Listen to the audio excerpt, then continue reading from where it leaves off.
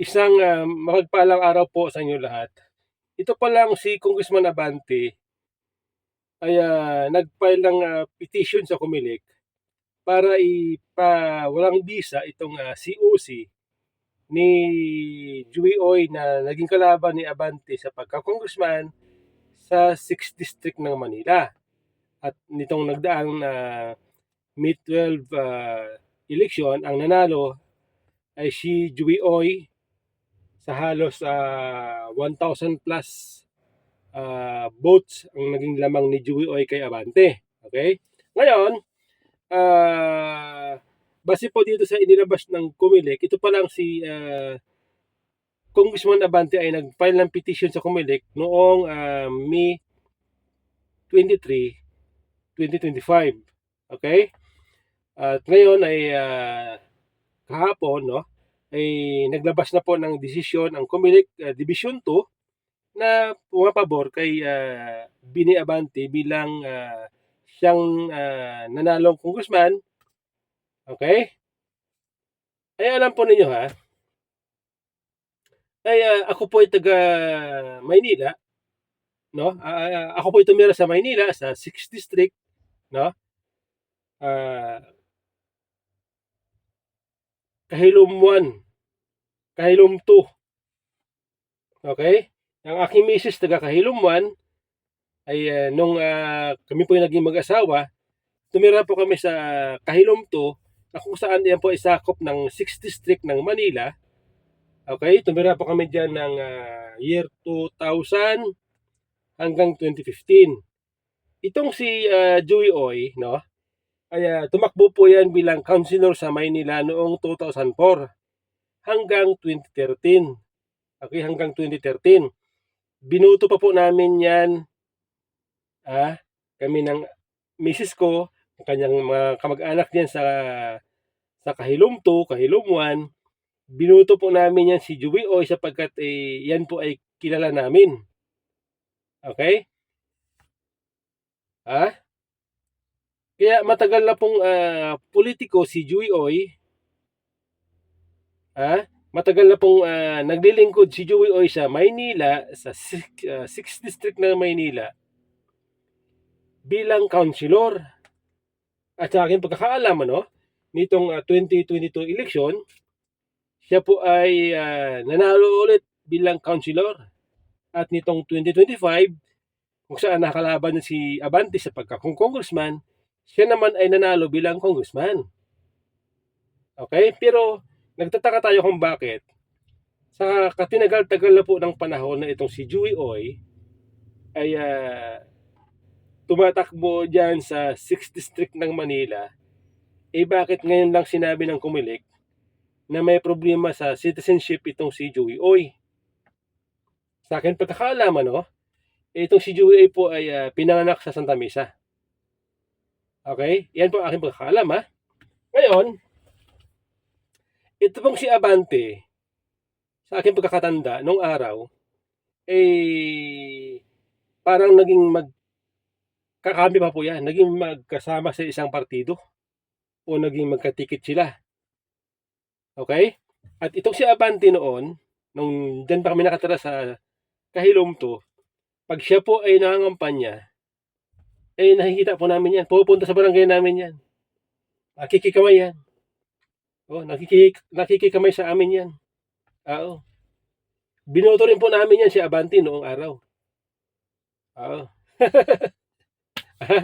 Pero ngayon, itong 2025 election, sabi ng mga kamag-anak niya ng misis ko sa Kahilom 2, ang kanilang sinuportahan ay si Joey Oy.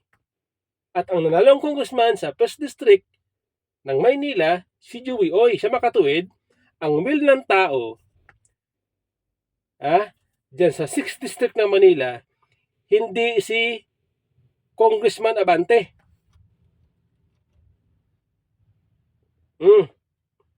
Ngayon, ang masasabi ko kay Congressman Abante bilang pastor, bishop, alam po na yan na kung sino po ang nanalo. Halimbawa, presidente, congressman, mayor, councilor, kung sino po ang nanalo,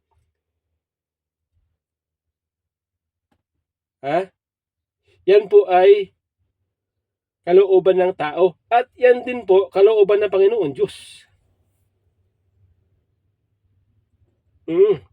Kaya sana, sana si Congressman Abante bilang alagad ng Diyos, sabi niya, bilang pastor, bilang bishop, dapat tanggapin na yun.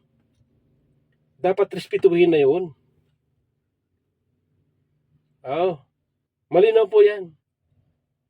Ngayon, kung sakali matuloy ang pagupo ni Abante sa pagbabalik bilang congressman, ay ang masasabi ko, Sir Congressman, hindi po kayo ang will ng tao sa distrito ng Maynila, 6th district ng 6th district ng Maynila.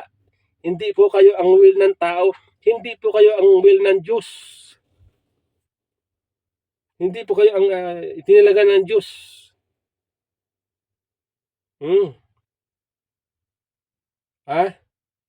Yan po aking masasabi. Ibiruin ninyo sa tinagal-tagal ng panahon, Comelec, ngayon nyo lang sasabihin na itong si Joey Oy ay hindi natural born. May problema sa citizenship. Di ba? Ngayon, sabi ng Comelec, base sa pahayag ng Comelec, ay pwede pa daw mag-file ng motion itong si Joey Oy para ilaban ang kanyang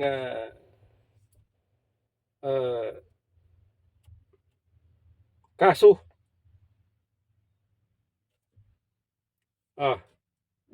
Pwede pa daw. Hindi pa final. Hindi pa final itong isyong ito. Labanan ni Abante at ni Joey Oy.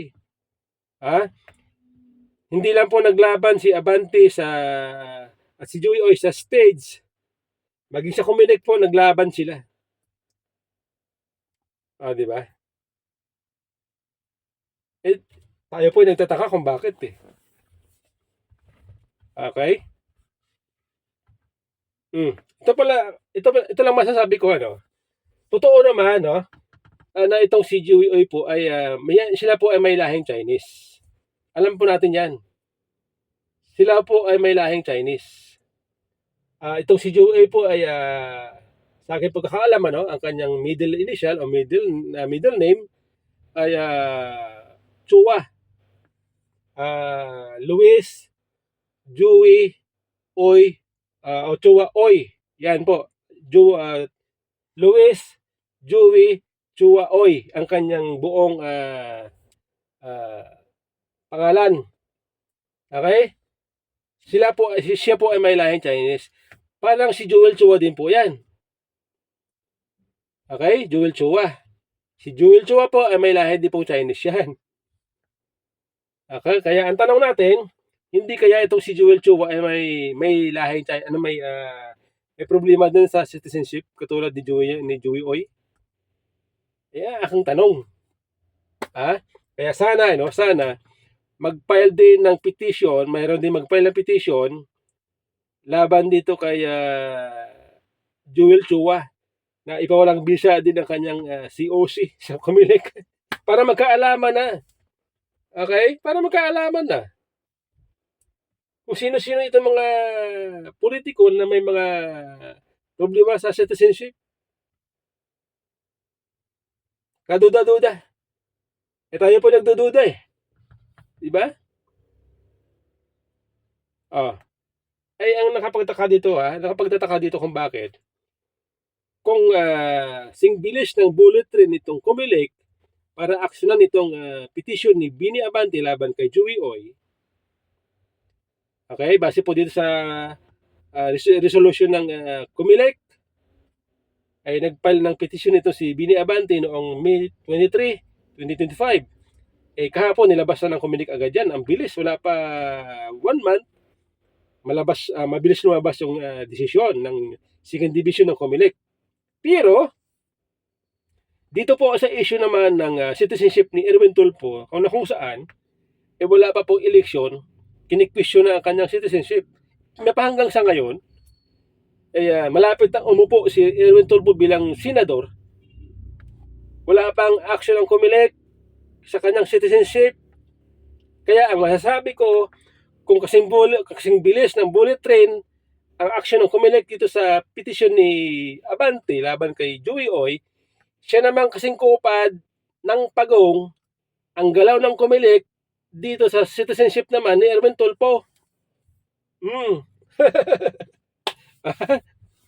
Ha? Di ba? Uulitin ko. Congressman Abante, sir. Okay? Masasabi ko, kung sakali man na matuloy na kayo ay makabalik sa pwesto bilang congressman, alalahanan nyo, sir, hindi po kayo ang kagustuhan ng tao sa District 6 na Maynila. Hindi po kayo. Sa makatuwid kayo ay nanalo kung totoo man, kung sakali man na tuluyan ng COMELEC itong si Congressman-elect Joey Oy at ang i-proklamang panalo, okay? Si Abante, kasi lalabas niyan ay unopposed. Itong si Abante sa makatuwid, okay? Ang masasabi ko, sir, hindi po kayo ang tunay na nanalo sa 6th District. Kaya wala po kayong ipagmalaki dyan sa distrito nyo sa Maynila na 6th District. Okay? Ako, sir, personally, noong araw, nung kayo po ay nangangampanya dyan sa distrito namin, sa aming barangay, sa Kahilomto, nakikikamay kayo sa amin. Taga dyan po ang kamag-anak ng asawa ko sa Kahilom 1, Kahilom 2. Alam niyo yan, sir? Alam mo na yan, Kahilom 1, Kahilom 2. Alam mo yan. Kahilom 1. Malapit sa Rilis. Pandakan. Alam mo yan, sir, Abante. Yung mga kamag-anak niya na misis ko, kadistrito nyo. Kaya masasabi ko, hindi po kayo ang tunay na binoto ng tao. Ang majority ng taga 6th District, hindi kayo. Dahil ang nanalo si Joey Oy. Okay? Yan po. Congressman.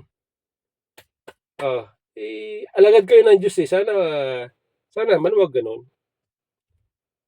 Maging patas. Kung sino yung binoto ng tao, pagbigyan ninyo. Dahil yan po ay kalooban ng Panginoon Diyos. Okay? Yan po.